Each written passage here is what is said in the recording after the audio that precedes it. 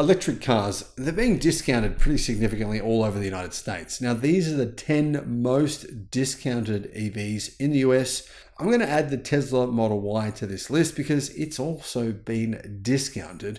The prices, though, that people are paying, this kind of gives you an idea. In fact, it tells you exactly the average price that people in the United States are paying for every model.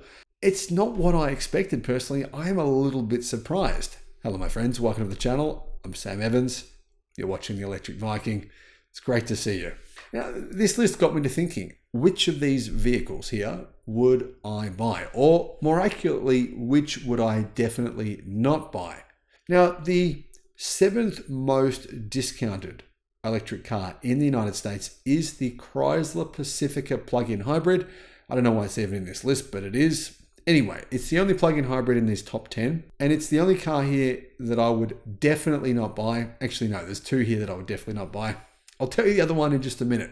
Anyway, number one, the most discounted EV in America is the Hyundai Kona Electric. Now, unfortunately, we don't know if that's the new model or the old model. This could just be discounts for the old model, but the average transaction price for the Hyundai Kona is surprisingly high, in my opinion. In the US, it's $36,000 US.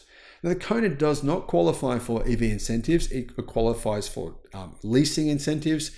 I mean, most people don't buy on a lease, so I think it's fair to say that price seems kind of high when you think that you can get, say, for example, a Tesla Model Y for, what's it, $42,000, so around about $35,000. Bit cheaper than this, bit cheaper than the Kona. I mean, Kona is a decent car, but I think the Hyundai Ioniq 5 is a much better car and something that, you know, is comparable to a Model Y, for example. So I'm surprised to see that people are buying them at these prices. I would have thought that, you know, you'd want a bit more discount than that, but that's a 4.6% discount. The second highest discounted EV is the Volkswagen ID.4. Now, the price for this surprised me as well, because clearly a lot of people are not buying the base model ID.4. The base model ID.4 is a lot cheaper than this. The base model is about $42,000. But clearly people walk into a dealership and maybe they're like, oh, I want the $42,000 version. Then the dealer comes and says, yeah, but we don't have that. You've got to buy option pack X, Y, Z. And let's be fair, most European cars, they do really require you to pay for option packs. It's something people don't consider when they read reviews. You walk into a dealership, it's pretty common for them not to have any of the base model versions. And you can see that's the case with Volkswagen. ID.4 average transaction price is quite high, $49,000. I mean, just under $49,000 US. The average discount is 3.6%. So I like the ID.4. I think it's a pretty decent car. Would I buy one? Probably not. Certainly not for $48,800. So certainly not for $49,000 US. I think there's better options than that, including one of the cars that's about to come up in this list, the Kia EV6. I would definitely prefer a Kia EV6 over the Volkswagen ID.4. I think the EV6 is better in a number of ways. However, Kia have reduced the price of the EV6 on average by 2.5%. So the average transaction price for the EV6 is relatively high though, at $52,000 US. Now, apparently the Ford F150, it says hybrid here, but I don't believe that's actually correct. I think that's actually a mistake here in this list, but it's actually the Ford F150 Lightning.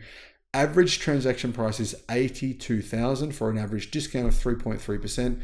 Now, I'm not convinced that's true either because, I mean, almost every Ford F150 model, Lightning model, is cheaper than $82,000. I mean, you know, the majority of the models are cheaper than that. So I'm not really sure if these numbers are correct. But anyway, the average discount is 3.3%. But if you look at the discounts Ford have been offering out lately, the discounts from Ford have been pretty big. So the discounts from Ford have actually been closer to 20%. Anyhow, the Hyundai Ioniq 6, average transaction price, discount of 2.4%, average transaction price of $47,700. The Nissan Maxima, minus 2.2%, average transaction price of $42,000. I'm not sure why that's in this list either. Now, here's an EV that I think is massively overpriced, and I'm shocked that people are paying these prices for them. Absolutely shocked. Nissan Ariya. Now, this is a vehicle that's only slightly bigger than, say, a BYD 803. And in the United States, people are paying an average transaction price of $51,000. That's a discount of only 1.9%, $50,750. Who is doing that? I mean, that seems crazy. Is it just me? That is $51,000 for the Nissan Ariya. I mean, holy smokes, that's a lot of money. Anyway, next.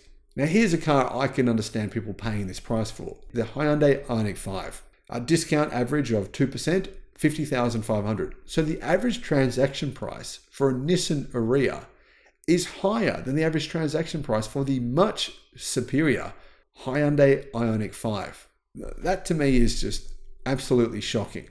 But anyway, number 10 was the Volkswagen Arteon or Arteon or whatever it's called, with an average discount of 1.8% or, average transaction of $47,800. So yeah, out of this list, there's only a couple of vehicles that I would consider. Now, I do like the F150 Lightning, and I would consider it, I have to admit. The Kona Electric, would I consider it at that price? No, but I do think the Kona Electric, the new version, is pretty good.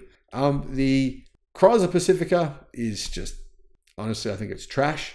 The Nissan Ariya at that price is outrageous. I can't believe people are paying that. The Hyundai Ioniq 5, I would definitely consider that. But this does lead me to my thoughts here, which is this.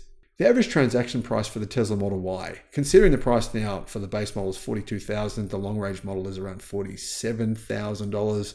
The performance model, which very few people buy, is around $52,000.